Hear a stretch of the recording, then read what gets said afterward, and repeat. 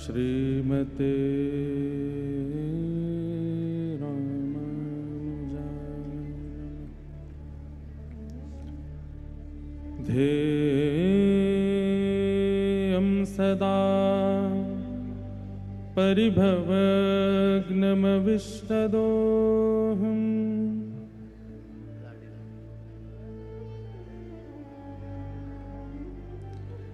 तीर्थास्पदं शिवविरञ्चिनुतं शरण्यं भृत्यार्तिहं प्रणतपालभवाब्धिपोतं वन्दे महापुरुषुते चरणारविन्दम्।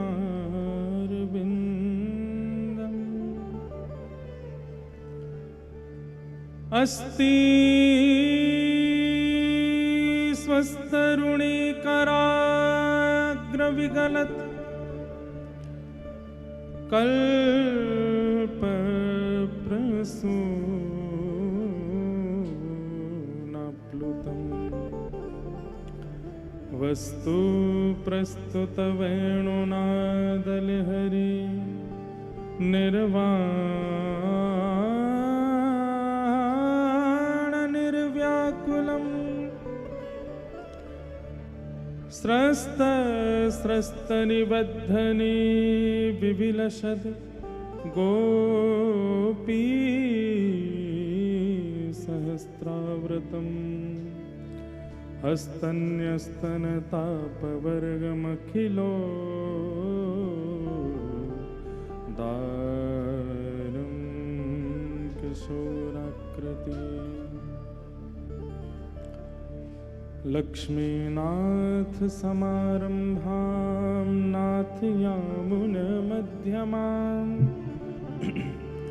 अस्मदाचार्यपर्यन्तां वन्दे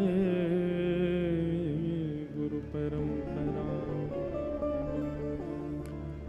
जय जय श्री राधारमण, जय जय किशोर, जय गोपी चित्तचोर प्रभु, जय जय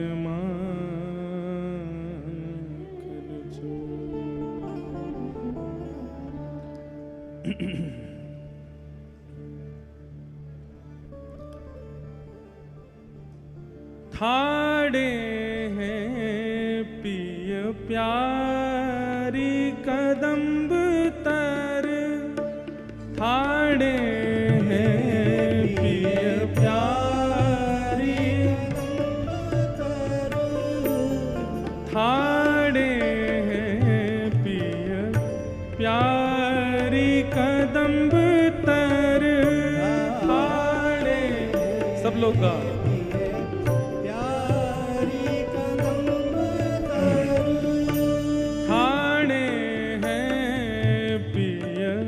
प्यारी कदम्ब तर, थाने पिय प्यारी कदम्ब तर। मोहन के सिर मुकुट विराज, मोहन के सिर मुकुट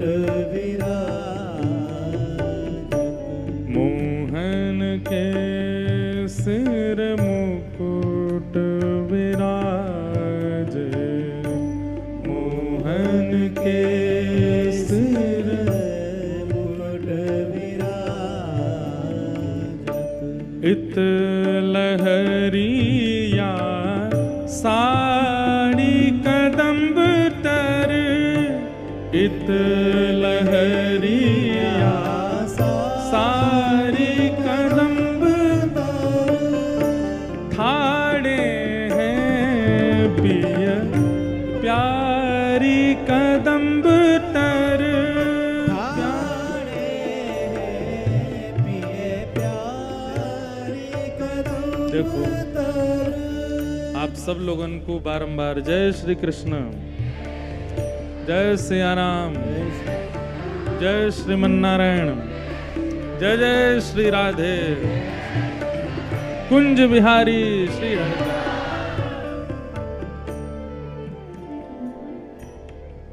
बड़े आनंद की बात है कि हम लोग गिरिराज जी में 1 साल के बाद फिर मिल रहे हैं। हमारे बिहारी जी के अति प्रिय श्री चित्र विचित्र बिहारी दास बाबा के अथक प्रेम अथक भाव से उनके गुरुदेव भगवान, उनके दादा गुरुदेव भगवान और उनके सेव्य ठाकुर जी के मंगल महोत्सव में आगामी 7 दिनों के लिए हम सब लोग वृंदावन महिमामृत रसिक रस चर्चा, रसिक त्रयी बहुत नाम है इस कथा के और श्रीमद् भागवत जी तो विराज ही रही हैं, तो देखो क्या क्या भाव प्रकट होंगे। परंतु एक बात याद रखना, जब जब श्री कृष्ण गिरिराज जी आए हैं तब तब प्रमाण रूप में वर्षा हुई है। तो श्री गिरिराज जी में जल का भरना और जल का गिरना ये प्रमाण है कि श्री कृष्ण अभी कहाँ हैं? गोवर्धन में, गिरिराज जी में। इतने रसिक संत पधारे हैं। हमारे राधा बावड़ी वाले पूज्य महाराज जी आए हैं, हमारे परम पूजन श्री अनंतदास जी महाराज आए हैं। हमारे कृपा करके अब विलंब तो हुआ कथा में, तो सुदामा कुटी वाले महाराज जी भी आए थे और भैया मुँह और तो दिखे ही ना रहे यहाँ थे, सीधी आंख में पड़ रही है। हमारे बरसाने से भी आए हैं, सब यहाँ तो ब्रज में तो यही सुख है, इतने सब रसिक जन पधारेंगे, सबको सुख मिलेगा। पर इस बात का तो प्रमाण भागवत जी देती हैं कि गिरिराज जी में जब श्री कृष्ण आए तो वर्षा हुई। तो इतने रसिक जन सब आए हैं, तो इन सब के चित्त में विराजमान होकर प्रिया प्रियतम आए हैं और प्रमाण रूप में वर्षा ऐसी भई है कि, और वर्षा भी ऐसी ना भई कि व्यवस्थित त्राही माम करके ब्रजवासी दौड़े तो ऐसे ही पंडाल की भी व्यवस्था है गई, त्राही माम करके दौड़े और तभी एक जगह से कहीं से खुल भी गयो।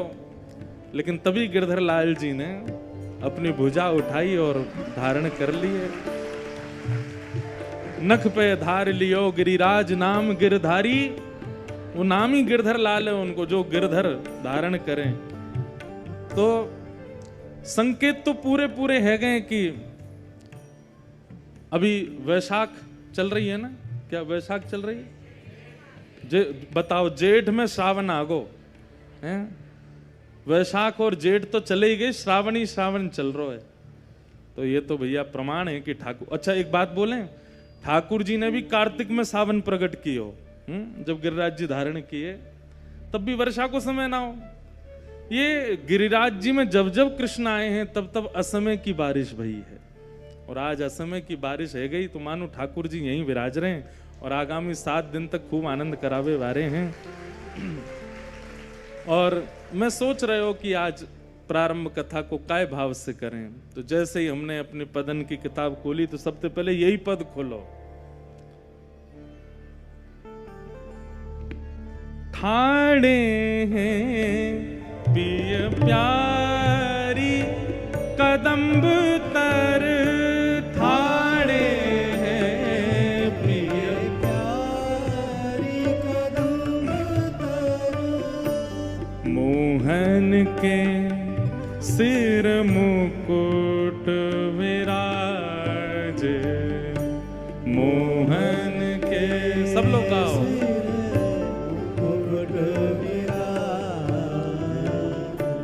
इत लहरिया सारी कदम्ब तर, इत लहरिया सारी कदम्ब तर, मंद मंद बरसत चहु दिश ते, मंद मंद बरसत मंद मंद बरसत चहु दिश ते, मंद मंद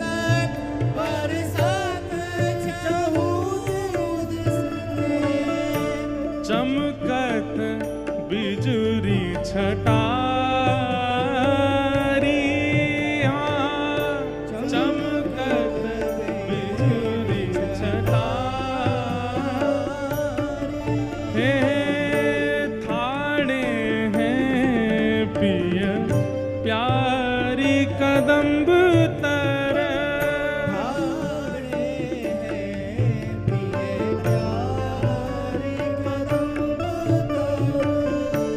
मुरली बजावत श्री नंद नंदन मुरली बजावत श्री नंद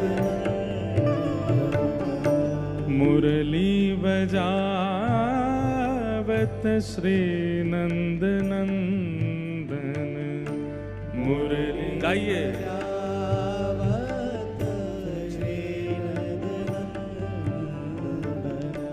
गावत राग मल्हारी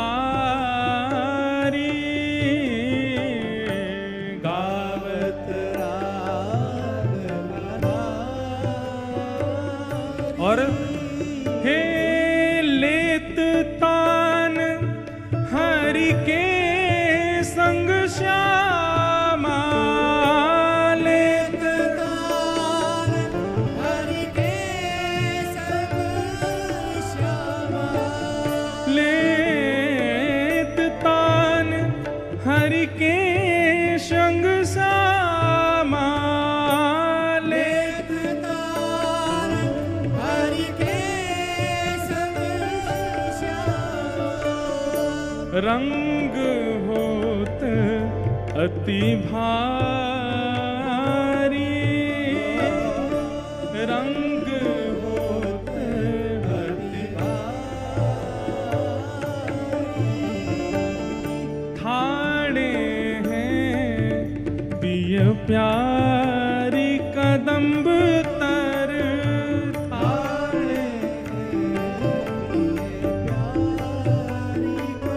और श्री विठ्ठल गिरिधर को रिझावत श्री विठ्ठल गिरिधर को रिझावत श्री विठ्ठल गिरिधर को रिझावत श्री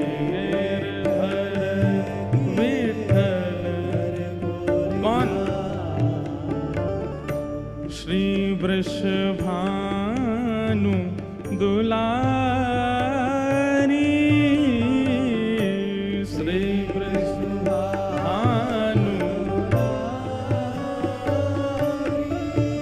हे श्री विठ्ठल गिरधर को रिझावत श्री विठ्ठल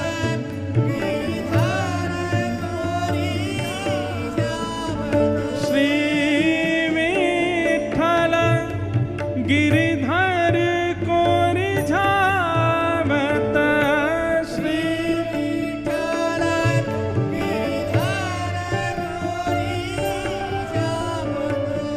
श्री वृषभानु दुलारी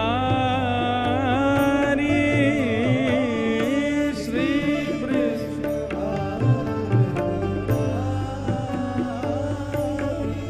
हे ठाणे हैं पिय प्यारी कदम्ब तर ठाणे हैं पिय प्यारी कदम्ब हे ठाणे हैं पिय प्यारी कदम्ब तर ठाणे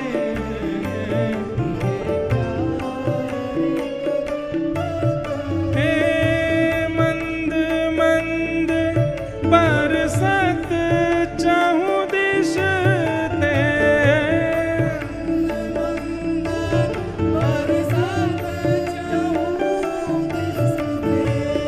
चमकत बीज छटारी चमकत बीज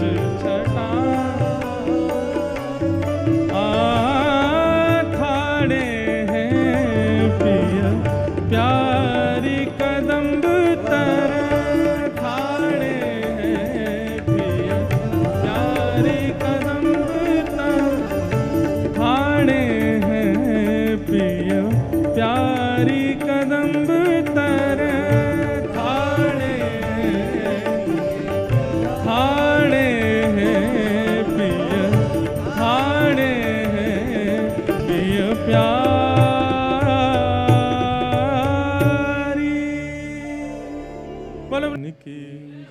सब रसिकन की, सब भक्तन की, समस्त ब्रजवासिन की, लाला के बाबा की, बाबा के लाला की, लाला बाबा दोनों की।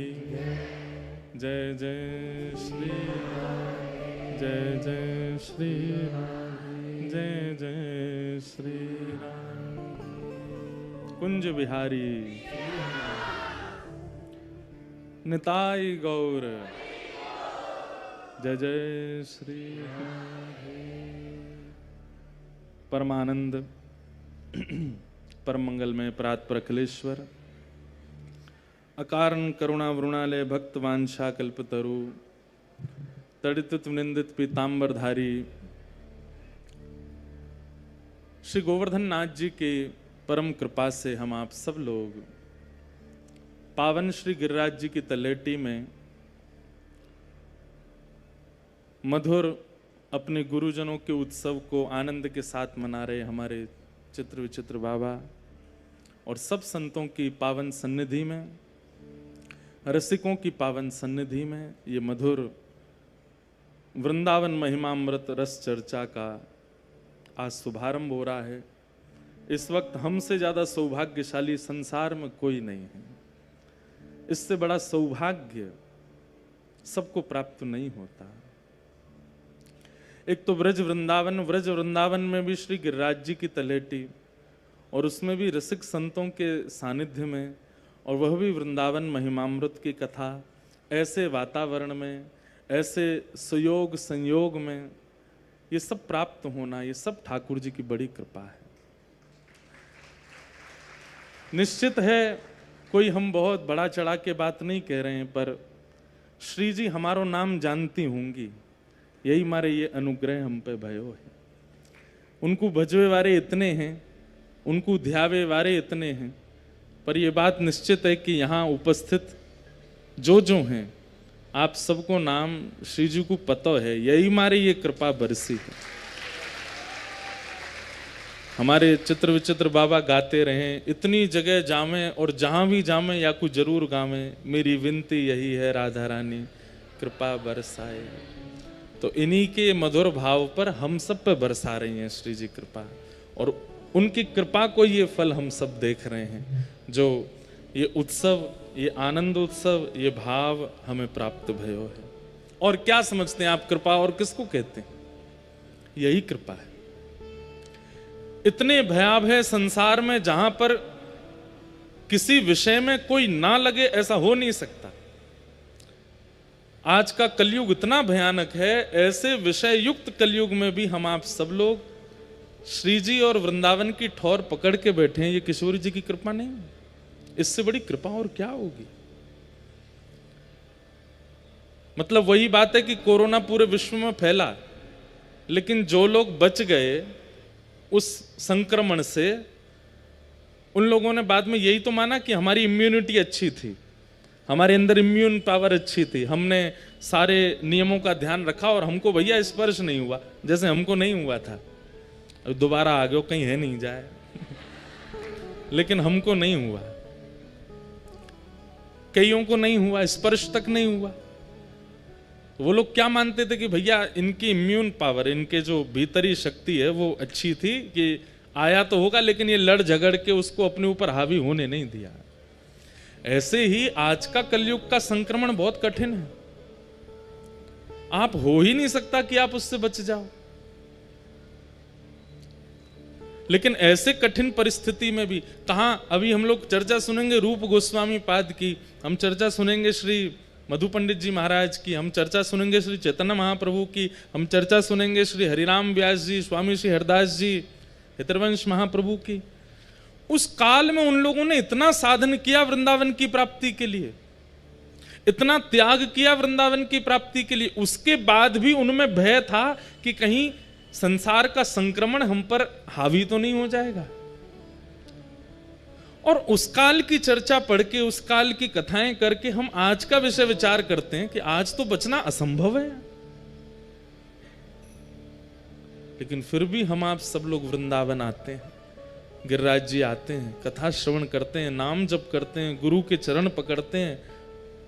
एक कृपा है किशोरी जी की। निश्चित ही हमारे ध्रुवदास जी का जो वो पद है ना, सहज स्वभाव पढ़ो नवल किशोरी जू को, सहज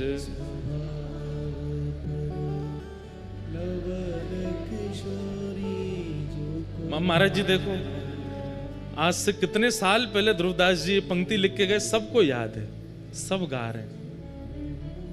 और क्या चाहते हो आप, और क्या कृपा होती है श्री जी की? ये कृपा नहीं, देखो मुंह पे तो बौछार वो गिर रही है, मानो श्री जी कह रही हम भे सही कह रहे हो छोरा, बिल्कुल ठीक कह रहे हो। अभी जब पद गा रहे थे तो उसमें आता था कि ठाकुर जी को मुकुट विराज और इत लहरिया साड़ी, तो देखो पूरा पंडाली लहरिया, मानो जैसे श्री जी की साड़ी ही है, उन्हीं की छत्र में ही बैठे हैं। क्षण कर रहे हैं ठाकुर जी, अपनी उपस्थिति आपको हमेशा बता रहे हैं, मैं यहाँ हूँ, मैं यहाँ हूँ, मैं यहाँ हूँ। पर ये गुरुजनों की कृपा होती है, ये आचार्यों की कृपा होती है, ये महापुरुषों की कृपा होती है कि आपको उस संकेत में सब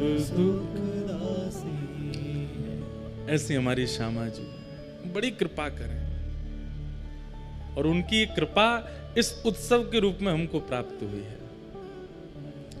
साल भर में भैया हमारी खूब कथाएं रही हैं, सब जगह जा रहे हैं, पर कृपा युक्त कथा तो कोई कोई होवे, और ये कृपा से मिली वही कथा है, ये हमारे लिए भी कृपा युक्त कथा है। ठाकुर जी की चर्चा करनो, भागवत जी की कथा सुनानो, सब चर्चा तो होती रहती है साल भर, पर ये कभी कभी अवसर मिले जब वृंदावन की निज बीथिन के भाव प्रकट होंगे, और वो ऐसे रसिकन के बीच ही होंगे, तो ये आप पे ही कृपा नहीं है, ये हम पे भी कृपा है, श्री जी की बड़ी कृपा है। जो गिरिराज जी की तलेटी में हम आप सब लोग मधुर भाव श्रवण कर रहे हैं, सुनवे के काजे एकत्रित हुए हैं। आज विलंब तो बहुत है गयो, लेकिन आप सबके मुखमंडल को देख के परेशानी लग नहीं रही है हमको, यूं लग रहा है कि सब बड़े खुश हैं। जैसे प्रेम में ये स्वरूप होता है कि जो चाहे कर लो, हम ऐसे ही रहने वाले हैं। शिक्षाष्टक का जब पाठ करते हैं हमारे श्री चैतन्य महाप्रभु, उसके अंतिम पंक्ति में यही बात कहते हैं महाप्रभु जी, हे श्याम सुंदर, आप चाहो तो अपने चरणों से हमको रौंद दो, आप चाहो तो हमारी ओर दृष्टि भर के भी मत देखो, आप चाहो तो आदि आदि भाव कहते हैं, लेकिन हम सदा रहेंगे आपके, हम आपका त्याग नहीं कर सकते। हमारे परम पूजनीय श्री किशोरी जी की अति प्रिय श्री पूनम दीदी जी के गुरु जी, वे भी कृपा करके यहाँ विराज रहे हैं। आप सब रसिकन की ओर से महाराज जी को बारंबार प्रणाम है, बारंबार वंदन है।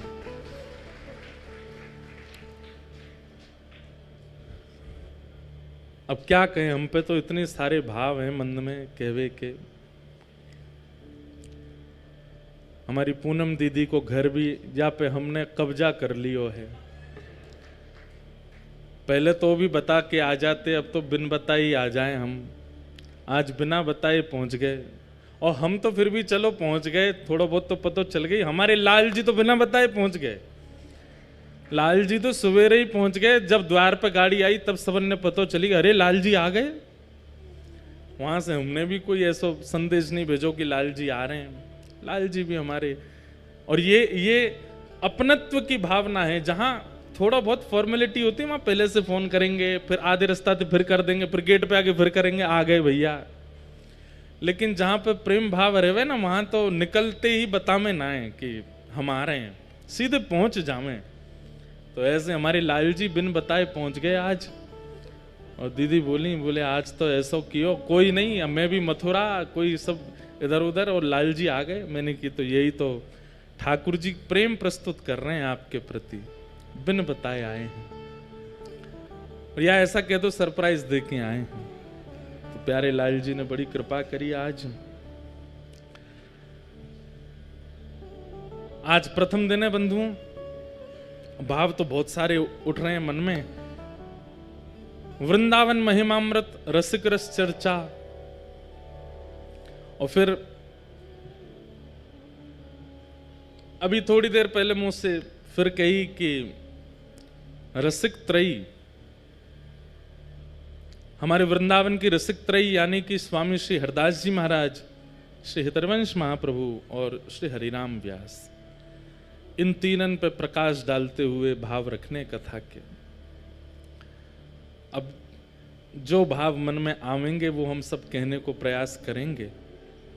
इन तीन रसिकों पे भी चर्चा करेंगे। वैसे तो कई बार अभी जयपुर में भक्तमाल कथा पिछले साल हुई, तब से रसिक त्रयी पर बहुत चर्चाएं हुई हैं, पर फिर भी यहां और करेंगे। पर लेकिन वृंदावन महिमामृत जब पहला शब्द सुना तो हमारे श्री वृंदावन में प्रबोधानंद सरस्वती जी महाराज ने वृंदावन महिमामृत ग्रंथ स्वयं प्रकट किया है।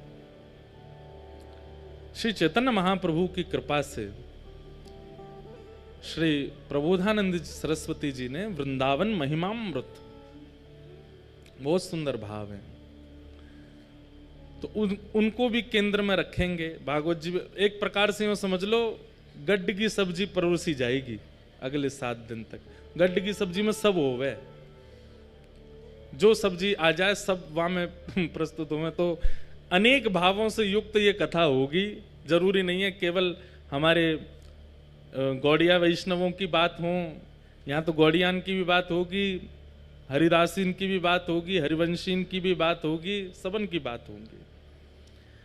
लेकिन मन में भाव है कि आज प्रथम दिन है और थोड़ी देर सत्र विलंब से है, तो वृंदावन महिमामृत की रूपरेखा और उसके प्रादुर्भाव की प्रणाली का सुना करके कथा प्रारंभ करें। एक बात याद रखी हूं, आज जब गिरिराज जी आ रहे तो मैं रास्ता में कुछ सोच तो विचार तो लिख तो आया हूं, तो मन में एक बात आई कि हमारे शास्त्रन में अनेक तीर्थों की महिमा बताई गई।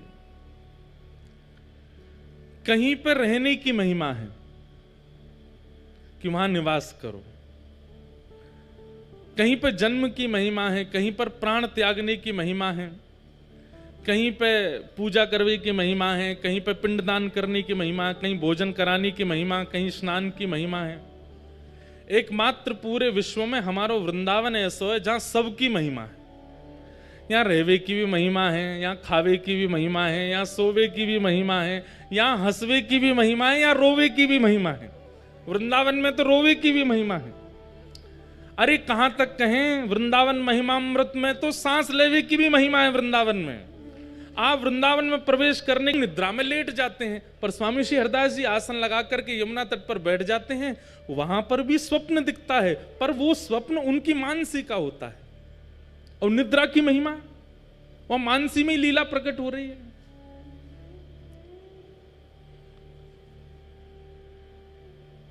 हितरवंश महाप्रभु खावे की महिमा बता रहे हैं, महाप्रसाद की महिमा बता रहे हैं वृंदावन में।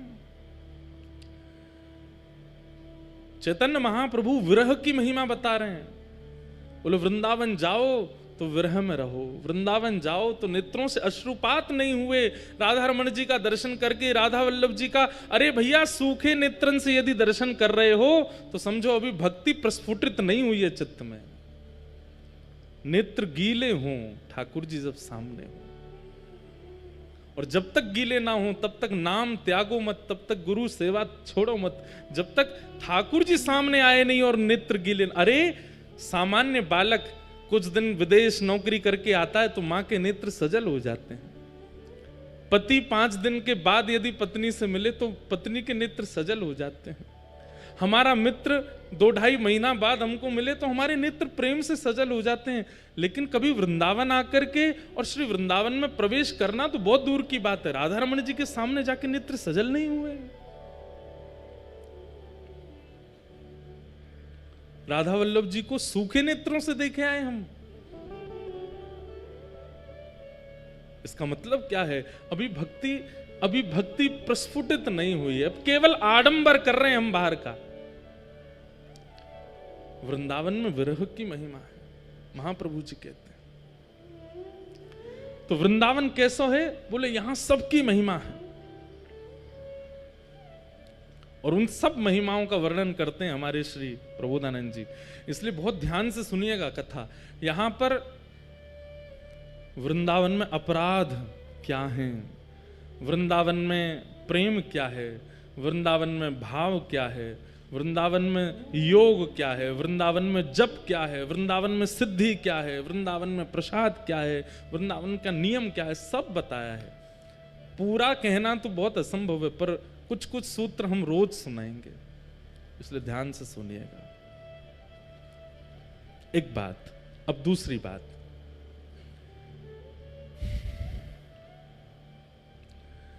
वृंदावन की प्राप्ति श्री जी की कृपा से होती है, सब जानते हैं।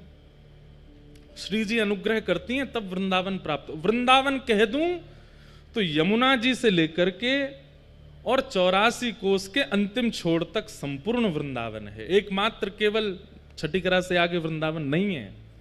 आप अभी भी वृंदावन में बैठे हो, ये गिरिराज जी को वृंदावन है, वो बरसाने को वृंदावन है, वो नंदगाम को वृंदावन है, सब वृंदावन है। ये 84 कोस संपूर्ण वृंदावन ही है, संपूर्ण है। जैसे किसी का बहुत बड़ा घर है, वहां लॉन है, उधर स्विमिंग पूल है, इधर डाइनिंग एरिया है, आदि आदि, पर कक्ष ऊपर वाले फ्लोर पर, वो हमारा निजी कक्ष है। ऐसे ही ये पूरा वृंदावन है निजी कक्ष। रमन रीति वृंदावन परिक्रमा के बाद जो परकोटा है वो निज कक्ष है ठाकुर जी का, वो वृंदावन निज कक्ष। बाकी है ये संपूर्ण वृंदावन है। तो वृंदावन की प्राप्ति श्री जी की कृपा से, वृंदावन में वास सखियों की कृपा से। बहुत ध्यान से सुनिएगा, वृंदावन की प्राप्ति श्री जी की कृपा और वृंदावन में वास सखियों की कृपा। मालिक घर में तो बुला लेगा, लेकिन घर में नौकरी जो पहले से वहां सेवक है ना, उनसे कहेगा इसको देखो ये हमारे यहां रखने लायक है कि नहीं। तब वे सेवक देखेंगे, बोलेंगे नहीं इसमें आलस ज्यादा है, इसमें ये ज्यादा है, आदि बड़ी हमारे काम का नहीं है, तो फिर मालिक निकाल देता है। घर में श्री जी तो बुला लेंगी, लेकिन फिर सब सहचरीन सो कहेंगी देखो जी यहाँ रहवे लायक है कि नहीं है। फिर सहचरियां विचार करती हैं, या को नाम जप कैसो है, या की सेवा में निष्ठा कैसी है, या की बुद्धिमती कैसी है, या के भाव कैसे हैं, या की विचार कैसे हैं, या की क्रिया कैसी है, और उन सब पे विचार करके फिर वृंदावन का वास सहचरी देती हैं। लेकिन तीसरी बात सबसे बड़ी है, वास श्री जी दे देंगी, वृंदावन प्रवेश श्री जी दे देंगी, वास सहचरियां दे देंगी, लेकिन वृंदावन समझ में आचार्यों की कृपा से आएगा, रसिकों की कृपा से आएगा। वास बहुत लोग कर रहे हैं, वृंदावन में भीड़ हो गई है। अब वृंदावन आते भी बहुत लोग हैं, उसमें भी भीड़ हो गई है, लेकिन वृंदावन को समझ नहीं पा रहे हैं, वृंदावन को जान नहीं पा रहे हैं, वृंदावन की महिमा क्या है, वृंदावन के वो अभी उससे अवगत नहीं है। ये मत सोचना कि हम केवल आपको कह रहे हैं, हम खुद को भी कह रहे हैं, पर ठाकुर जी की कृपा से, संत जनों की कृपा से थोड़ा थोड़ा भाव मन में आ रहे हो, तो जहां जाते हैं ना वहीं वृंदावन जैसा अनुभव कर लें। चाहे उड़ीसा जाएं, चाहे महाराष्ट्र जाएं, चाहे पंजाब जाएं, वहीं वृंदावन जैसी सुगंध आनी लगे। तो वृंदावन में आना, वृंदावन में वास करना भी बड़ी बात नहीं है, वृंदावन को समझना बहुत बड़ी बात है। और वो रसिकन की कृपा के बिना नहीं होगा। इसलिए किशोरी जी को प्रणाम करके, बिहारी जी को प्रणाम करके वृंदावन आ गए, वृंदावन वास मिल गयो। वही के अगले दिना से अब रसिकन की खोज करो और रसिकन की वाणी सुनो, उनकी सेवा करो। वे असली वृंदावन को अनुभव कराएंगे। आप रोज बिहारी जी को नियम रखें, रोज राधा वल्लभ जी को नियम रखें, रोज राधा रमण जी को नियम रखें, रोज वृंदावन परिक्रमा को नियम रखें। हम आपसे निवेदन कर दें हाथ जोड़ के, ये नियम बाद में रखना। सबसे पहले नियम क्या रखो, वृंदावन यदि प्राप्त है गयो है तो यहां रसिकन के पास जाओ, उनकी सेवा करो, उनके वचनामृत सुनो। तलहटी गोवर्धन की रही, तलहटी गोवर्धन नित प्रति मदन गोपाल लाल के, नित प्रति मदन गोपाल लाल के, चरण कमल चितलई है, चरण कमल चितलई है, रसिक प्रीतम हित चित की बातें, रसिक प्रीतम चित की बातें, गिरधारन के रहे तल,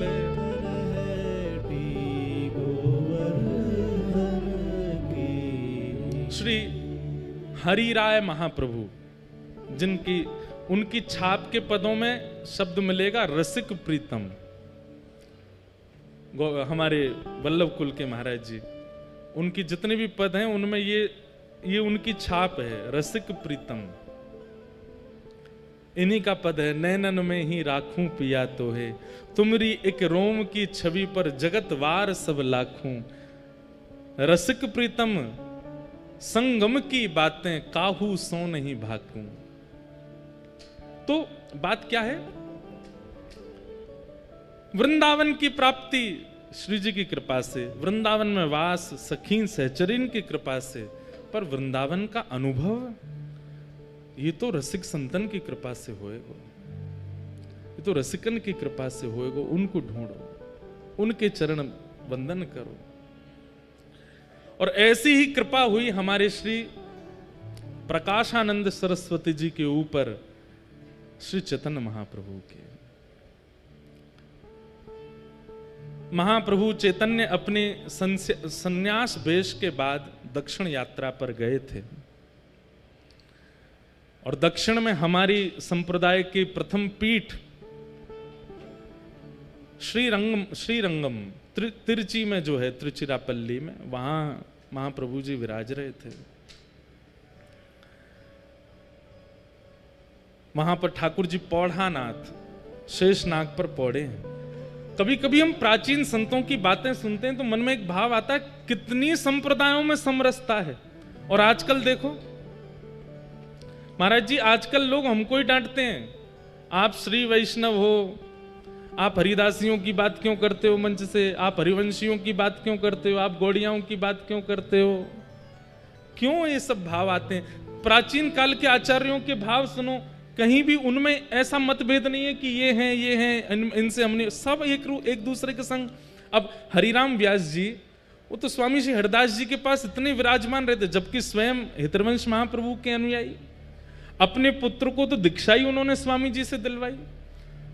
एक प्रसंग आता है कि स्वामी जी, हितरवंश महाप्रभु, रूप सनातन गोस्वामी आदि आदि ये सब लोग गिरिराज जी आए, यहाँ पर 56 भोग हुए थे, तो श्री गोसाई विठलनाथ जी ने 56 भोग में सबको आमंत्रित किया, सारे रसिकजन यहाँ पर आए। अभी हम प्रसंग सुन रहे हैं कि श्री चैतन्य महाप्रभु रामानुज संप्रदाय के हमारे श्री वैष्णव मंदिर में दर्शन करने के लिए गए। तो पहले इतनी समरसता थी संप्रदायों में, आचार्यों में, अब पता नहीं क्यों मतभेद होता जा रहा है, और ये अच्छा नहीं है। देखिए, आपको अगर भगवत प्राप्ति आपका उद्देश्य है तो फिर ये इस प्रकार के पक्ष विपक्ष में मत रहिएगा। हम श्रेष्ठ हैं, वो अश्रेष्ठ हैं, हमारे यहाँ ऐसा, उनके यहाँ ऐसा, वो नहीं करना चाहिए, ये नहीं सुनना चाहिए, ऐसा नहीं। सबके भाव रखो। चैतन्य महाप्रभु दक्षिण गए, श्रीरंगम श्री रंगनाथ भगवान पौढ़ानाथ उनके आंगन में खड़े हैं महाप्रभु चैतन्य। और जैसे ही कपाट खुले, महाप्रभु जी की स्थिति ऐसी थी, अभी हम जगन्नाथपुरी के पास राउल केला से कथा करके आए हैं, तो महाप्रभु जी के भाव अभी तक चित्त में हैं। महाप्रभु जी की स्थिति ऐसी थी कि कोई कृष्ण कह भर दे, नेत्रों से अश्रु नहीं प्रकट होते थे। कहते हैं अश्रुओं की पिचकारी निकलती थी नेत्रों से, और वो जिस पे पड़ जाती थी उसके चित्त में भी कृष्ण प्रेम प्रकट हो जाता था। ऐसे महाप्रभु, सोचो उनकी दशा, जब वो मंदिर में जाते होंगे, ठाकुर जी को देखते होंगे, तो उनकी स्थिति क्या होती होगी। जैसे ही कपाट खुले श्री रंगनाथ भगवान के, चैतन्य महाप्रभु ने जैसे ही मुखमंडल का दर्शन किया, उत्ताल नृत्य करने लगे, भुजाएं उठा करके नृत्य कर रहे हैं, नाच रहे हैं, गा रहे हैं, आनंद उत्सव मना रहे हैं। नेत्रों से अश्रुपात, ये दो भावों का एक जगह दर्शन होता था। मुखमंडल पर तो विरह दिख रहा है और शरीर की स्थिति परम आनंद की होती थी। यह है भक्ति का स्वरूप। कभी कभी मन में आता है कि जब ज्ञान आता है ना, तो बाहर दिखने लगता है कि ये ज्ञानी व्यक्ति है। अहंकार आता है तो अहंकार दिखने लग जाता है, अहंकारी व्यक्ति है। कामी व्यक्ति का काम दिखने लग जाता है। भक्त की भक्ति क्यों नहीं निकल के आती है? उस भक्त की भक्ति उसके रोम रोम में प्रकट क्यों नहीं होती है, जैसे महाप्रभु जी की होती थी?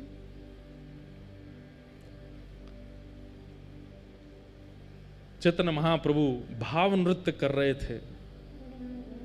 अब वहां कोई उनको कुछ समझ रहा है, कोई उनको कुछ समझ रहा है, लेकिन श्री रंगनाथ भगवान की आरती कर रहे श्री वेंकट भट्ट जी, गोपाल भट्ट जी के पिताजी, जिन्होंने श्री राधारमण लाल जी को प्रकट किया, ऐसे श्री गोपाल भट्ट जी के पिताजी श्री वेंकट भट्ट जी रंगनाथ प्रभु की आरती करने के बाद जैसे ही उन्होंने दर्शनार्थियों की ओर देखा प्रसाद वितरण के लिए, और दर्शनार्थियों में जैसी उनकी दृष्टि पड़ी श्री महाप्रभु चैतन्य पर, आप विश्वास नहीं करेंगे उनको क्या अनुभव हुआ। चैतन्य महाप्रभु को देखकर के उनके पलक झपकनी भूल गई। अपनी जिस अवस्था में थे उसी अवस्था में रह गए, अंदर गर्भगृह में वेंकट भट्ट जी। और थोड़ी देर में वो क्या देखते हैं कि चैतन्य महाप्रभु तो अंतर्ध्यान हो गए, साक्षात नारायण नृत्य कर रहे हैं महाप्रभु जी के रूप में। और वे अपने नेत्रों पर विश्वास नहीं कर पा रहे, अपनी आंख मीटते हैं, खोल के देखते हैं तो चैतन्य महाप्रभु हैं। और जैसे ही थोड़ी देर देखते हैं तो थोड़ी देर में ही गौर चैतन्य महाप्रभु श्याम हो जाते हैं और मानो जैसे नारायण ही नृत्य कर रहे हैं। जैसे ही गर्भगृह में देखते हैं तो गर्भगृह में देखते हैं कि ठाकुर जी शेष शैया पे है ही नहीं, वो तो बाहर नृत्य कर रहे हैं। कभी दोनों युगल नृत्य करते हैं, कभी एकांत में चैतन्य महाप्रभु नृत्य करते हैं। इस स्थिति को देख करके श्री वेंकट भट्ट जी पहचान गए कि ये कोई सामान्य नहीं है। इनके नृत्य को कोई सामान्य समझ रहा होगा, इनके भाव को कोई कुछ समझ रहा होगा, पर ये सामान्य नहीं है, क्योंकि मुझे जो अनुभव हुआ वो मैं कैसे कहूं। बंधुओं, जब किसी महापुरुष का दर्शन करते हैं ना, तो उनका दर्शन करके उनके रूप, उनकी चाल, उनके पहनाव, उनके तिलक आदि, इन सबको अगर आप देख रहे हो तो अभी कुछ दिखा नहीं। अच्छा सुनो, हमारे बाबा गाते होंगे हरिप्रिया जी के पद, हरिप्रिया जी के पद सुने होंगे आपने। हरिप्रिया जी पुरुष थे, सब छोड़ करके गिरिराज जी आ गए। राधा कुंड में उनके गुरुदेव विराजमान रहते थे, तो अपने गुरुदेव को प्रणाम करके बोले मुझे आपसे गुरु दीक्षा लेनी है। तो महापुरुष बोले राधा कुंड पे बैठे बैठे, बताओ तुमको क्या दिख रहा है। तो हरिप्रिया जी, पहले उनका पूर्व नाम कुछ और था, बोले माथे पर सुंदर उर्दपुंड है, गले में तुलसी की माला है, अद्भुत वस्त्र पहने हैं, आसन पर गुरुदेव विराज रहे हैं, करुआ पास में रखा है, ठाकुर जी की सेवा पीछे हो रही है। गुरुदेव बोले दीक्षा नहीं देनी, जाओ। और सुनो, दीक्षा की इतनी तुमको भूख है, जाओ गिरिराज जी की परिक्रमा लगा के आओ। लेकिन उनको इतनी इच्छा थी दीक्षा की, चले गए गिरिराज जी की परिक्रमा लगाई। परिक्रमा लगा करके 5-6 घंटे में लौट करके राधा कुंड जैसे ही पहुंचे, चरणों में प्रणाम किया, बोले गुरुदेव परिक्रमा हो गई, अब दीक्षा दे दो। उन्होंने फिर वही प्रश्न किया, क्या दिख रहा है तुम्हें? कुछ दिख ही नहीं रहा था। बोले माथे पे उर्द पुंड है, गले में तुलसी माला है, नीचे वस्त्र पहने हैं, पीछे ठाकुर जी की सेवा है, बगल में राधा कुंड है, इधर श्याम कुंड है, आदि आदि। फिर से जाओ परिक्रमा लगा के आओ, एक और परिक्रमा लगाओ। निष्ठा इतनी थी उनकी कि थके हारे थे, लेकिन फिर से चले गए परिक्रमा में। अब की बार उनको 6 की जगह 9 घंटे लग गए परिक्रमा करते करते, पैरों में छाले पड़ गए। 2 परिक्रमा में ये हालत हो जाती है। बेचारे गिरते पड़ते जैसे तैसे आए, प्रणाम किया, गुरुदेव अब दीक्षा दे दो। पूछे अब क्या दिख रहा है तुम्हें? तो रोने लगे, बोलो मुझे कुछ नहीं दिख रहा, मुझे वही दिख रहा है, तिलक है, गले में कंठी माला है नीचे। बोले सुन, एक परिक्रमा और लगा के आ। तीसरी परिक्रमा की स्थिति कैसे बन जाएगी हमारे, जबकि गिरिराज जी में बाबा हैं, 3 परिक्रमा लगा में, लेकिन उनकी भाव दशा देख करके आप घबरा जाओगे। एक परिक्रमा में हमारी हालत खराब होती है। गुरुदेव बोले जाओ एक परिक्रमा और लगा के आओ। गुरु आज्ञा मान करके चले तो गए, लेकिन गुरु की आज्ञा पर संशय नहीं किया, गुरु की आज्ञा पर बिल्कुल विचार नहीं किया, अपने पैरों के फोड़ों पर, पैरों में छालों पर चिंता नहीं की। गुरु आज्ञा कर रहे हैं, कुछ तो होगा, निकल गए। तीसरी बार जैसे वो जाने लगे तो उनके गुरुदेव पीछे बैठे बैठे देख रहे थे, उनके चरण की ओर देखा, छाले पड़े हैं, स्थिति चलने की नहीं है, और मैंने परिक्रमा की आज्ञा दी है, 22 किलोमीटर लगा के आनी है, तब दीक्षा मिलेगी, और ये चल दिया। तुरंत मन में आ गया भाव, श्री जी यहाँ पे कृपा करो। अब जैसे ही वो गिरिराज जी की परिक्रमा में गए तो उनको पहले तो लोग दिख रहे थे, पहले तो माताएं दिख रही थी, पहले तो भाई लोग दिख रहे थे। अब पता, अब लिख रहा है कि सब सहचरियां हैं, सब किसी के हाथ में चंवर है, किसी के हाथ में बीड़ा है, किसी के पास कुछ है, किसी के पास, सब अलग अलग दिख रहे हैं। साक्षात गिरिराज जी ऐसे लग रहे हैं मानो कोई निकुंज भवन है, या कि कोई अटारी पर कभी श्री जी आ रही हैं, कोई अटारी पर श्याम सुंदर आ रहे हैं, कभी कहीं से मोर बोल रहे हैं, कहीं कहीं वीणा बज रही है, कहीं पर बंशी बज रही है। अब पूरी दृष्टि ही बदल गई। 24 घंटे लगे उनको, और वृंदावन में संपूर्ण ब्रज का दर्शन कर लिया, संपूर्ण निकुंज लीला का दर्शन कर लिया। लौट करके जैसे ही अपने गुरुदेव के पास आए, प्रणाम किया, बोले लाला अब क्या दिख रहा है? तो अपने गुरुदेव को देख के कहते हैं, एक सखी विराज रही है, सुंदर नथनी पहनी है, कानन में कुंडल है, नेत्रन में काजल लगे हैं, सुंदर चुनरी ओढ़ी है, पीछे दर्पण है, बहुत सुंदर मणिमंडित नीचे सब फर्श है, यहां श्याम कुंड है, यहां राधा कुंड है, और मेरे गुरुदेव की गोद में प्रिया प्रियतम दोनों विराजमान है। जैसे ये दर्शन हुए तब उनको स्वीकार किया और उनका नाम रखा है श्री हरि प्रिया। उनके बड़े पद रसिक जन गाते हैं, एक आध दिन हम भी गाएंगे कथा में, श्री हरि प्रिया। मैं क्या बताना चाह रहा हूं आपको कि ब्रज में रहने वाले रसिक महापुरुष अगर इनके मन में आ गई कि याकू ब्रज को अनुभव होना चाहिए तो हो जाएगा। आपके अनेक प्रयासों से नहीं होगा, आपके अथक प्रयासों से नहीं होगा, किसी रसिक के मन में आ गई कि इसको ब्रज प्राप्त हो तो हो जाएगा।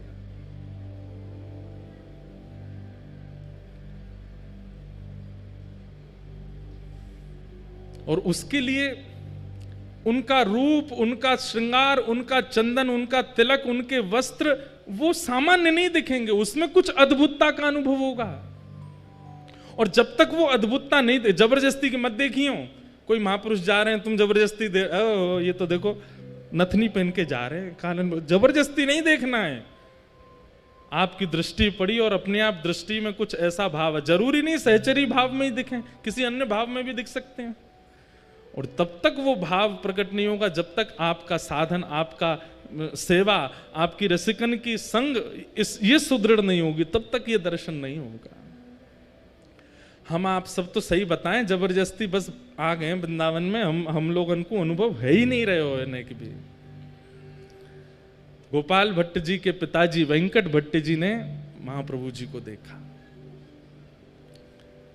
श्री रंगनाथ भगवान की निज सेवा करने वाले वेंकट भट्ट जी बाहर आए और आकर के हाथ जोड़ के कहा, आप कौन हैं? मैं जब से आपको देख रहा हूं मेरे नेत्र आपसे हट नहीं रहे। आप में एक दैवी आकर्षण है जो मुझे खींच रहा है अपनी ओर। मैं नित्य नारायण की सेवा करता हूं, मेरा उनके प्रति जो ध्यान रहता है वैसा ध्यान मेरा आज तक किसी व्यक्ति विशेष के प्रति हो ही नहीं सकता, पर मुझे जैसी भावना उनमें लगती है वैसी आप में लग रही है। आप कौन है? तब महाप्रभु जी ने अपना परिचय दिया, बोले हम अभी विरक्त वेश में हो गए हैं और दक्षिण दर्शन करने के लिए आए हैं, तो यहाँ पहुंच गए। वेंकट भट्ट जी ने निवेदन किया, बोले कि आप बस एक कृपा कर दीजिए, क्या कहाँ रहेंगे यहाँ पर, कोई निवास स्थान? बोले अभी तो कुछ नहीं। बोले हमारे घर चलिए ना, वहीं विराजिएगा, हम पर कृपा कर देना। ये वृंदावन महिमामृत की रूपरेखा बता रहे हैं, कैसे निर्माण हुआ वृंदावन महिमामृत। चैतन्य महाप्रभु वेंकट भट्ट जी के घर गए। वेंकट भट्ट जी के सुपुत्र हैं श्री गोपाल भट्ट, भगवान की गुण मंजरी।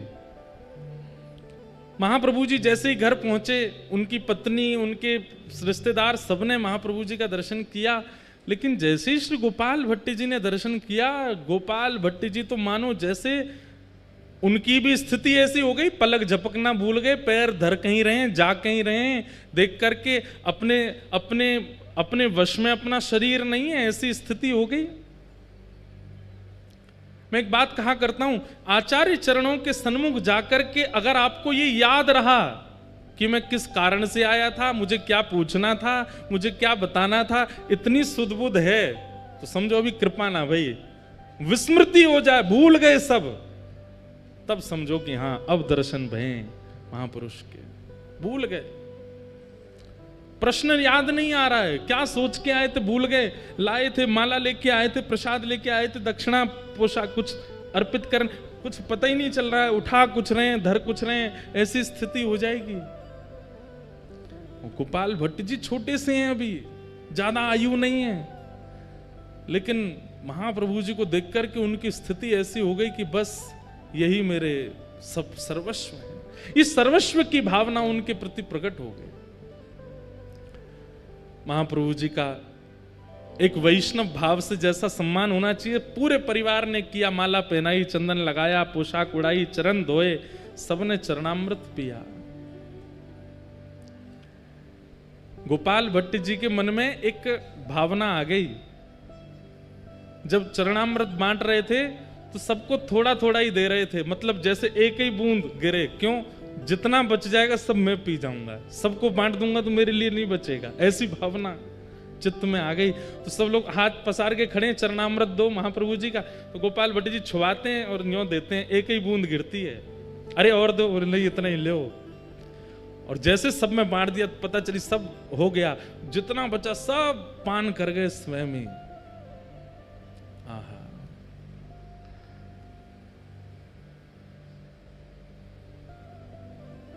गोपाल भट्ट गोस्वामी पर कृपा हुई, खूब सत्संग हुआ, आनंद हुआ।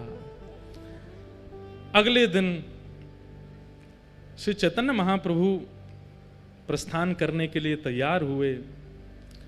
वेंकट भट्ट जी ने निवेदन किया, बोले कि महाप्रभु जी आप कहां जा रहे हैं? बोले अब यात्रा हो गई हमारी, अब आगे चलेंगे।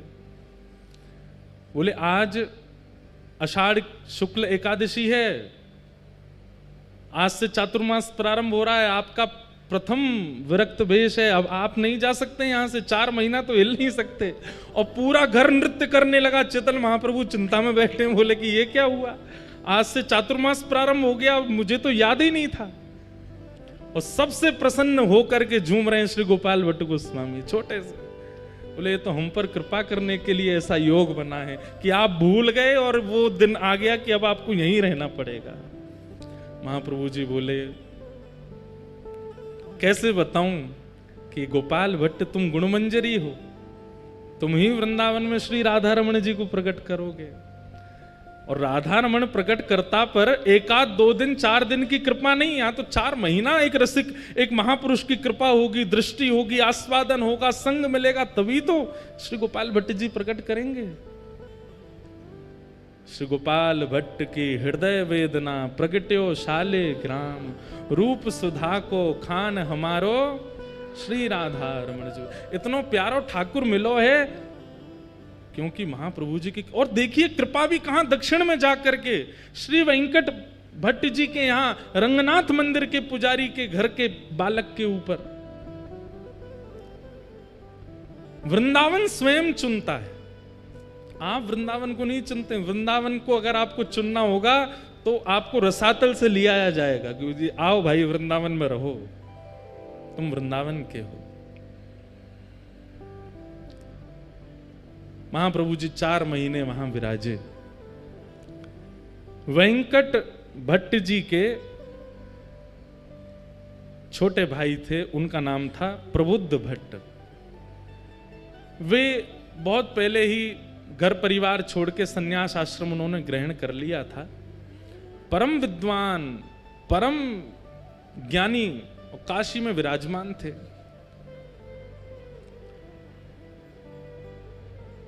ऐसा ज्ञान था उनका कि उनके जैसे उन्होंने 10,000 शिष्य बनाए, मतलब ना ज्यादा ना कम। अपनी इसकी जानकारी बताओ तो मुझे कौन है चैतन्य कृष्ण, उनके बारे में सब बताया। बोले कि अभी जगन्नाथपुरी में विराज रहे हैं और महाराज इनके ऊपर ऐसी शक्ति है, ऐसा टोन। अब ये तो देखो आज भी होता है, ये आज भी होता है। हमारे चित्र विचित्र बाबा गाते हैं, लोग बाग झूमते हैं, आनंद करते हैं, तो 4 लोग बैठ के यूं भी कहते होंगे ये कुछ पी के आते हैं जो इनकी आवाज ऐसी आ जाती है, ये कुछ खा के आते होंगे ऐसा जो इनके स्वर ऐसे हो जाते हैं। हमारी पूनम दीदी जब गाती हैं तो भाव में नेत्रों से आंसू गिरने लगते हैं। उसमें भी लोग बाग बोले जबरदस्ती रोती हैं, इनके भाव नहीं आ रहे हैं, जबरदस्ती। लोग बाग बोलते हैं, लोग बोलना बंद नहीं करेंगे। आप भाव से राधा रमन जी के मंदिर में जाके नृत्य करने लग जाओ, उधर नचकैया खड़ो है, नाच रहो है, ठाकुर जी के आगे भी मान नहीं रहे हो, यहीं पे नाच रहो है। आजकल हमारे लिए भी बन नहीं है बातें, तो क्या ये तो जब महाप्रभु जी को नहीं छोड़ा, जब मीराबाई को नहीं छोड़ा लोगों ने, तो फिर हम तो कहाँ नेक नेक से बालक हैं, हमको कैसे छोड़ दें। और ये भी कृपा है आपके लिए। 4 लोग यूं कहें पाखंड है तब समझो कि हाँ बढ़िया है, ये भक्ति के आसपास सिक्योरिटी गार्ड तो भी आ गए। हमारे प्रेमानंद जी महाराज बेचारे कैसा राधा नाम प्रचार कर रहे हैं, उनके पीछे भी लोग पड़े रहते हैं, कुछ ना कुछ बोलते रहते हैं, कहते रहते हैं, करते रहते हैं। परंतु ये बात मान लीजिएगा, ये आपकी भक्ति की सिक्योरिटी हो रही है, अच्छा है। भ्रात श्री प्रबोधानंद जी कहते हैं, भ्रातः तिष्ठ टले टले विटपिनाम ग्रामेषु भिक्षाम अटः। नहीं, श्री रूप गोस्वामी कहते हैं, स्वच्छंदम पिबयामुनम जलमलम चीराणि कंथाम कुरु सम्मानम कलयाति घोर गरलम नीचपुमानम शुद्धा। वृंदावन में तो आपकी निंदा होने लग जाए तो समझो अब भक्ति सुरक्षित है, अब भक्ति बढ़िया हमारी। अब यहाँ पे कोई की आंच नहीं आवेगी, बढ़िया है। बाहर खड़े हैं 4 पहरेदार, बहुत सम्मान होने लग जाए तो घबरा जाना कि कहीं हमारा नाम ना छूट जाए। तो प्रबुद्धानंद जी ने जैसे ही सुना, अच्छा प्रकाशानंद नाम हो गया था उनका। प्रकाशानंद जी ने जैसे सुना, अच्छा इसने मेरे घर जाकर के सबको, बोले हमारा वो गोपाल भट्ट, उसकी क्या स्थिति है, वो तो बालक है, वो तो ठीक है, उसको बुला दो। बोले उसकी तो पूछो ही मत, वो तो दिन रात रोते रहते हैं। बोले दिन रात, बोले ठाकुर जी को नहीं, चैतन्य महाप्रभु को याद करके रोते हैं। प्रकाशानंद जी बोले ढूंढो इसको, कहाँ है। बोले ये तो अभी वहां हैं जगन्नाथपुरी में, इनको पत्र लिखो। पत्र लिख करके चैतन्य महाप्रभु को भेजा। और क्या लिखते हैं पत्र में, अरे चैतन्य, ना कोई नाम, ना कोई सम्मान, ना कोई उपाधि, चैतन्य।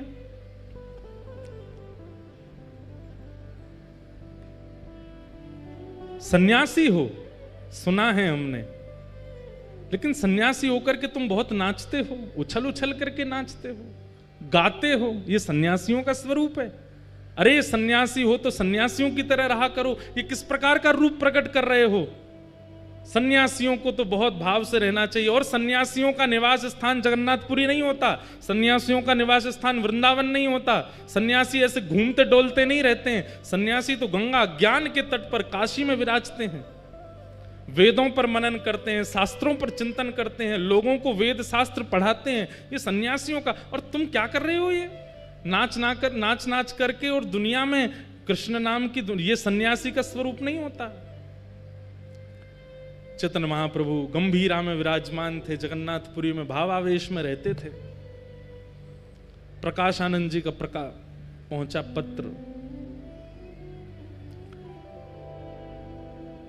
पत्र पढ़कर के शिष्यगण सब सुनाने लगे, और जैसे ही उसमें भाव सुने, इतना आक्षेप सुना, अपने बारे में इतनी निंदा सुनी, महाप्रभु जी प्रसन्न हो गए। जय हो जय हो जय जगन्नाथ। महाप्रभु जी की बड़ी कृपा, महाप्रभु जी का बड़ा अनुग्रह है।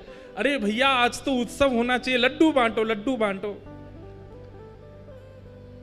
अच्छा है, जय हो हमारे गोपेश बाबा की जय हो।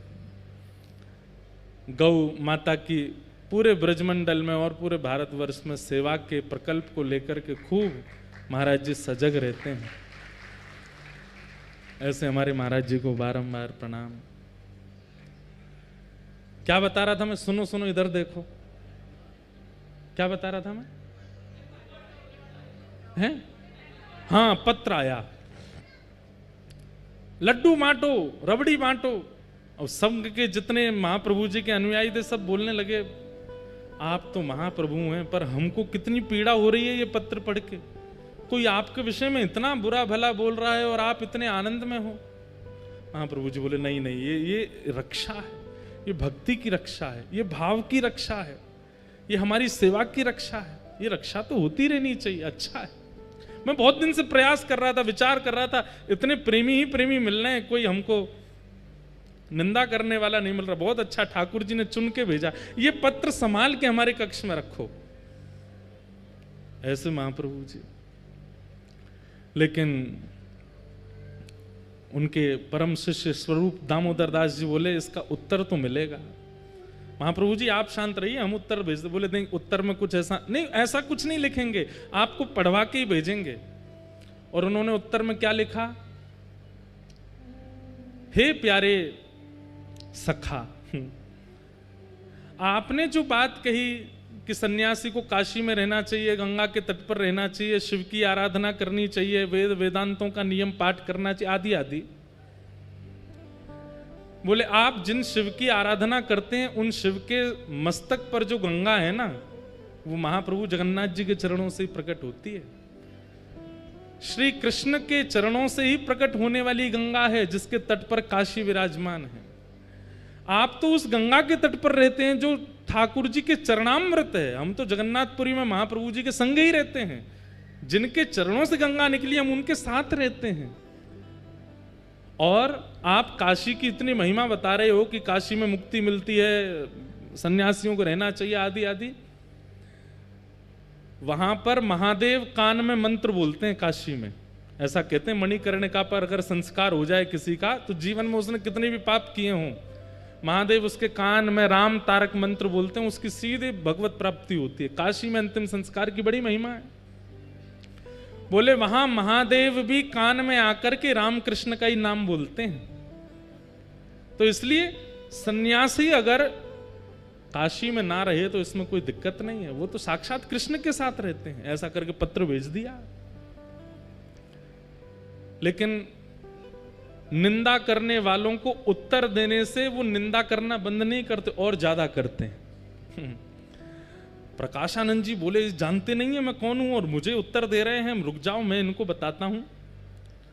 प्रकाशानंद जी पत्र लिखते हैं, ए चैतन्य, ऐसे ही बोलते, मैंने सुना है तुम दाल भात खाते हो, उसमें घी डाल डाल के खाते हो, छेना पोड़ा खाते हो, रसगुल्ला उड़ाते हो, महाप्रभु जगन्नाथ जी के 56 भोग बनते हैं। ये सन्यासी का भोजन है? सन्यासी तो एक समय पाता है, सन्यासी को तो ऐसे रहना चाहिए, सन्यासी तो आसन नहीं रखता, सन्यासी अपने भवन नहीं बनाता, सन्यासी ऐसे नहीं करता, आदि आदि सब बात बोल दी। बोले तुम तो नृत्य करते हो, ठुमक ठुमक के नाचते हो, उछल उछल के कीर्तन करते हो ठाकुर जी का, और 56 भोग उड़ाते हो। अरे तुम जानते हो वशिष्ठ ऋषि, तुम जानते हो कैसे कैसे सन्यासी परंपरा में हुए, उन्होंने भोजन प्रसाद त्यागा, 56 भोग लगवाओ। आज भक्ति की और रक्षा हो रही है, अब नियम की रक्षा हो। पहले भक्ति की रक्षा, अब नियम की रक्षा हो रही है, अब सन्यास धर्म की रक्षा हो रही है। भैया इनका पत्र जब जब आए मेरे को जरूर सुनाना। लेकिन शिष्यों ने कहा ये अच्छा नहीं है, ये तो गलत बोल रहे, उत्तर तो देंगे। उत्तर में लिख करके भेजा, महाराज जंगल का राजा शेर मांस खाता है, हिरणों को खा जाता है, इतना मांस भक्षी होता है, पर कहते हैं साल में एक बार सहवास करता है बस। ऐसा दूषित भोजन करने वाला और काम पर इतना विजय उसका। और वहीं वृक्षों पर रहने वाले ये पक्षी जो तिनका खाते हैं, दाल खाते हैं, उड़द सूखे सूखे कंकड़ खा जाते हैं, सूखे सूखे ये सब खा करके अपना पेट भरते हैं, और इनके काम में कभी भी कटौती नहीं होती, महाकामी होते हैं। आप यदि आहार से जीवन यापन की बात कर रहे हैं तो फिर सारे विषय शेर में होने चाहिए थे, लेकिन वो तो काम पर विजय प्राप्त करके बैठा है। और ये सारे पशु पक्षी सारे बड़ा अल्प आहार लेने वाले, इन पर काम पर विजय नहीं है, इस पर क्या कहेंगे आप? जब ये पत्र लिख करके भेजा तो प्रकाशानंद जी तो और ज्यादा आग बबूला हो गए। अपने शिष्यों से बोले इसको पकड़ करके काशी लेके आओ, इस चैतन्य को मैं बताता हूं, ये मेरे सामने तो आए। बंधुओं एक बात सुनिएगा, सब साधन कर लीजिए जीवन में, लेकिन उस साधन का अहंकार नष्ट करने की सामर्थ्य केवल और केवल प्रेम लक्षणा भक्ति में है। अगर प्रेम लक्षणा भक्ति जीवन में नहीं है और आपका नाम जब 2 लाख पहुंच गया है, अभिमान आएगा। प्रेम लक्षणा भक्ति जीवन में नहीं है और हर एकादशी गिरिराज जी की परिक्रमा करते हो तो उस परिक्रमा का अभिमान आएगा। सेवा का अभिमान सामान्य अभिमान से ज्यादा भयानक है। कई लोगों को सेवा का अभिमान हो जाता है, हम इतना नाम जप करते हैं, हम ऐसी सेवा करते हैं। अरे हमको कई बार मन में भाव आता, इतनी कथा कर रहे हैं, धुआंधार यहां से वहां भागते ही रहते हैं। अगर प्रेम लक्षणा भक्ति चित्त में होगी तो अपनी सेवा का अभिमान नहीं होगा। प्रेम लक्षणा भक्ति तो दैन्यता लाती है, दीन बनाती है, सरल बनाती है, सहज बनाती है। प्रकाशानंद जी के पास सब कुछ है, लेकिन भक्ति नहीं है, प्रेम नहीं है। उनको वेद वेदांत कंठस्थ याद हैं, जहां से जब चाहे उस श्रुति का पाठ शुरू कर देते हैं, लेकिन प्रेम भक्ति नहीं है। लेकिन कृपा तो इन पर करनी है, और वो समय आया। ये पत्रों से आदान प्रदान तो बहुत दिनों तक चलता रहा, बहुत निंदा करने लगे सब जगह महाप्रभु जी की, लेकिन एक बार समय आया। क्या? महाप्रभु जी काशी पधारे और तपन मिश्र नाम के एक भक्त थे, उनके यहां महाप्रभु जी विराजमान थे। इनको पता चला प्रकाशानंद जी को कि वही कृष्ण चैतन्य काशी आया है। बोले इसको कैसे भी करके मेरे सामने ले आओ। ये मेरे सामने आया नहीं और मैंने अपने वेद वेदांतों के बाणों से इसका पर्दाफाश कर दूंगा। ऐसे ऐसे बात। अब सोचो कितना घनघोर वैष्णव अपराध इनसे बन रहा है। वैष्णव अपराध के 2 ही निधान हैं। पहला निधान तो बहुसंख्या में वैष्णव यदि क्षमा कर दें तो वैष्णव अपराध दूर होगा, या जिसके प्रति वैष्णव अपराध बना है वो क्षमा कर दे तो वैष्णव अपराध दूर होगा। इतना भयानक वैष्णव अपराध बन गया था इनसे। अब महाप्रभु जी को इनके पत्रों से चिंता होती थी। क्या चिंता होती थी कि बोले भैया इनको गति कहां मिलेगी, ये जिस तरीके की भाषा बोलते हैं, जितना अपमान करते हैं, भले ही कुछ नहीं है लेकिन कृष्ण नाम तो बोलते ही हैं, इनकी गति कैसे होगी। अब महाप्रभु जी ने मन बनाया कि मुझे इनसे एक बार तो मिलना है। लेकिन कैसे मिलन हो? तब काशी में एक सन्यासियों की सभा हुई और उस सभा में सब सन्यासी पधारे, सब वेदज्ञ पधारे, सब ज्ञानी पधारे। तभी लोगों ने जाकर के प्रार्थना की महाप्रभु जी से कि आप भी चलो। महाप्रभु जी बोले हम भीड़ में नहीं जाते, सभा में नहीं जाते। बोले नहीं महाप्रभु जी आप चलेंगे, इतने लोगों को दर्शन होगा, चलिए ना। महाप्रभु जी आए।